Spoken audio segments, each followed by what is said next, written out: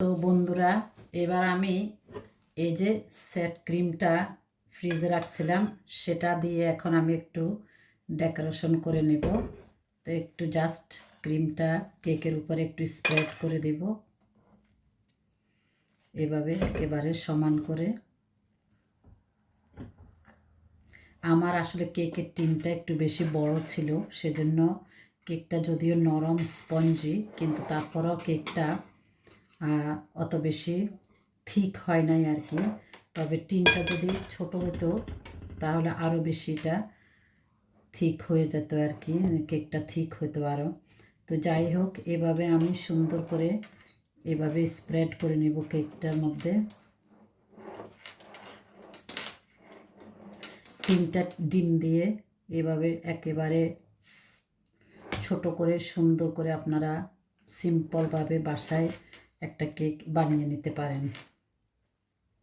আস্তে আস্তে আসলে আমি তো প্রফেশনাল কেক মেকার না বা বেকার না, কিন্তু তারপরেও এইভাবে করতে করতে কিন্তু মানুষের এক্সপিরিয়েন্স হয়।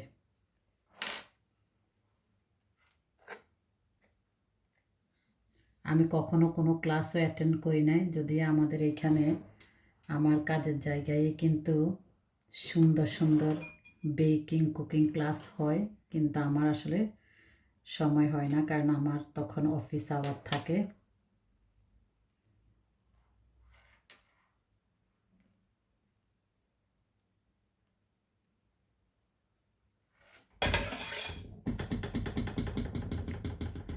কেউ আমার এই ডেকোরেশন দেখে হাসবেন না, কারণ আমিও নতুন।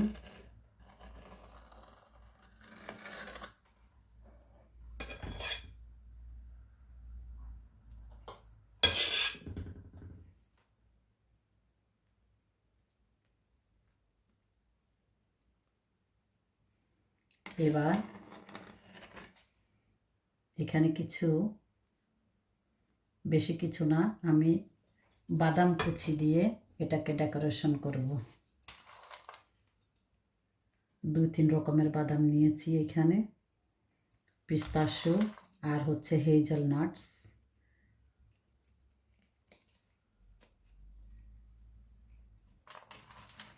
আপনারা চাইলে আপনাদের ইচ্ছা কি দিয়ে ডেকোরেশন করবেন, সেটা একান্ত আপনাদের ইচ্ছা। এখানে গোলাপের পাপড়ি বা আমি আগে থেকে আসলে সেরকম প্ল্যান করি নাই, তাই আমি গোলাপের পাপড়িও আনি নাই, এবং আমি আসলে অত বেশি বাসায় বেকিংও করি না, যেহেতু সবাই একটু হেলদি ফুডের মধ্যে আছে সেজন্য।